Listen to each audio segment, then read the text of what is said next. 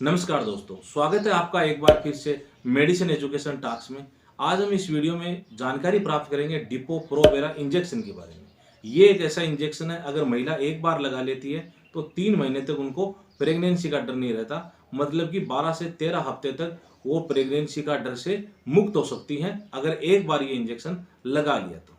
ये जो इंजेक्शन है वो आईएम यूज होता है और इस इंजेक्शन को हम आईएम यूज कर सकते हैं। इस इंजेक्शन को लगाने के बाद में प्रेग्नेंट कैसे नहीं होती, ये इंजेक्शन कैसे काम करता है, इसके यूजेस क्या क्या हैं, इसके साइड इफेक्ट क्या क्या हैं, कौन कौन सी ऐसी महिलाएं हैं जो इस इंजेक्शन का यूज नहीं कर सकती और डिलीवरी के कितने दिन के बाद में ये इंजेक्शन आपको यूज करना चाहिए, सभी प्रकार की जो जानकारी है वो इस वीडियो के माध्यम से हम प्राप्त करेंगे। इसलिए आप वीडियो को बिना स्किप किए पूरा देखते रहें, जिससे आपको डिपो प्रोवेरा इंजेक्शन के बारे में पूरी जानकारी मिल सके।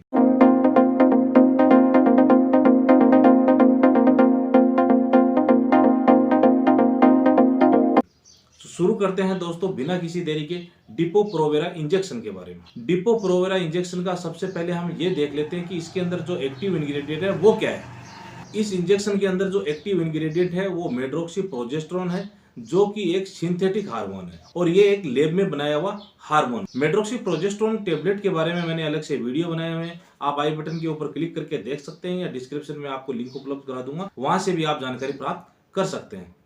अब जान लेते हैं जो मेड्रोक्सी प्रोजेस्टेरोन, ये जो डिपो प्रोवेरा इंजेक्शन है उसकी प्राइस क्या है। ये एक 300 रुपए का मिलने वाला इंजेक्शन है। इसको हम DIMPA भी बोलते हैं, डिम्पा भी बोल सकते हैं इसको। ये इसकी एक शॉर्ट फॉर्म है और ये डिपो प्रोवेरा है, ये एक ब्रांड नेम है और इसके अंदर जो एक्टिव इंग्रेडिएंट है वो इसके अंदर मेड्रोक्सी प्रोजेस्टेरोन मिला होता है। अब जान लेते हैं इस इंजेक्शन के यूजेस के बारे में।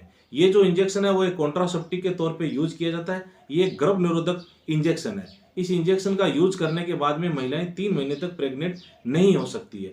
दूसरा, अगर किसी महिला के गर्भाशय में किसी प्रकार की प्रॉब्लम है या उनको किसी प्रकार की गर्भाशय में बीमारी है और डॉक्टर ने उनको निश्चित टाइम के लिए प्रेग्नेंट नहीं होने के लिए बोला है, तब भी महिलाएं इस इंजेक्शन का यूज कर सकती हैं।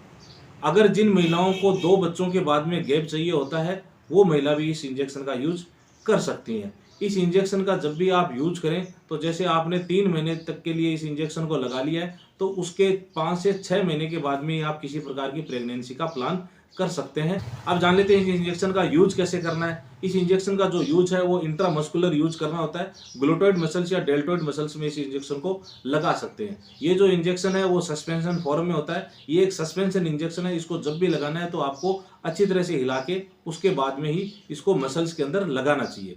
और ये इंजेक्शन जब भी आप लगाएं तो अपने डॉक्टर के सुपरविजन में इस इंजेक्शन को लगाना चाहिए, या फिर जो आपका जो नर्सिंग स्टाफ है वो उसको बहुत ज़्यादा एक्सपीरियंस होना चाहिए, क्योंकि इस इंजेक्शन को लगाने के बाद में आपकी मसल्स के अंदर गांठें भी हो सकती है। इसलिए जब भी आप इंजेक्शन का यूज करें तो अपने डॉक्टर के सुपरविजन में ही इस इंजेक्शन का यूज करें। अगर जिन महिलाओं को अभी डिलीवरी हुई है वो महिलाएं इस इंजेक्शन का कब यूज कर सकती हैं, वो महिलाएं अपनी डिलीवरी के 6 से 7 हफ्ते के बाद में इस इंजेक्शन का यूज कर सकती हैं। और जिन महिलाओं को ये इंजेक्शन लगाना है उनको पीरियड के 5वें से 7वें दिन इस इंजेक्शन का यूज करना चाहिए। जैसे मान लीजिए कि आपको 1 तारीख को पीरियड आया है, तो आप इसको इंजेक्शन को लगाना है तो 5 तारीख को लगा सकते हैं, या फिर आप 7 तारीख को इस इंजेक्शन का यूज कर सकते हैं। अब जान लेते हैं इस इंजेक्शन के कुछ साइड इफेक्ट हैं। जैसे आपको पीरियड्स जो है वो इरेगुलर हो सकते हैं, या फिर आपको वाइट डिस्चार्ज की प्रॉब्लम हो सकती है, ब्रेस्ट में पेन हो सकता है, हड्डियों में दर्द हो सकता है, नींद आपको कम आ सकती है, वजन आपका बढ़ सकता है। ये आपको कुछ साइड इफेक्ट देखने को इस इंजेक्शन के लगाने के बाद में हो सकते हैं।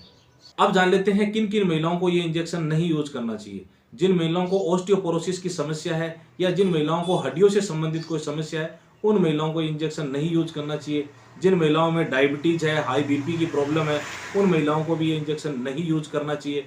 या जिन महिलाओं में रूमेटॉइड अर्थराइटिस है या ऑस्टियोआर्थराइटिस की प्रॉब्लम है, उन महिलाओं को भी ये इंजेक्शन का यूज नहीं करना चाहिए। इस इंजेक्शन को यूज करने के बाद में महिलाओं की जो हड्डियां हैं वो कमजोर होना शुरू हो जाती है। इसलिए जब भी आप इस इंजेक्शन का यूज करें तो साथ में मल्टीविटामिन या कैल्शियम की जो टेबलेट है वो जरूर यूज करें। और अपने डॉक्टर के सुपरविजन में अगर आप इस इंजेक्शन का यूज करते हैं तो डॉक्टर आपको जरूर मल्टीविटामिन या कैल्शियम की जो दवाइयां हैं वो आपको जरूर प्रिस्क्राइब करेंगे। इसलिए डरने की कोई बात नहीं है। जब भी आप इस इंजेक्शन का यूज करें तो अपने डॉक्टर के सुपरविजन में ही इस इंजेक्शन का यूज करें, क्योंकि डॉक्टर आपको सही तरीके से लगाने की सलाह भी देंगे और साथ में आपको विटामिन और कैल्शियम की जो मेडिसिन है वो भी आपको प्रिस्क्राइब करके दे सकते हैं। जिन महिलाओं की अभी अभी डिलीवरी हुई है वो महिलाएं 6 से 7 हफ्ते तक इस इंजेक्शन का यूज नहीं कर सकती और उसके बाद में यूज कर सकती हैं और बच्चे को दूध भी पिला सकती हैं। उम्मीद करता हूं कि वीडियो आपको इन्फॉर्मेटिव लगा होगा और वीडियो अगर आपको अच्छा लगा है तो इसको लाइक और शेयर करना आप ना भूलें, जिससे अन्य किसी महिला के काम आ सके। और अगर अभी तक आपने चैनल को सब्सक्राइब नहीं किया तो चैनल को सब्सक्राइब भी कर लीजिए, क्योंकि मेडिसिन से जुड़ी हुई जानकारी हम समय समय पे आपके लिए लेके आते रहते हैं। धन्यवाद।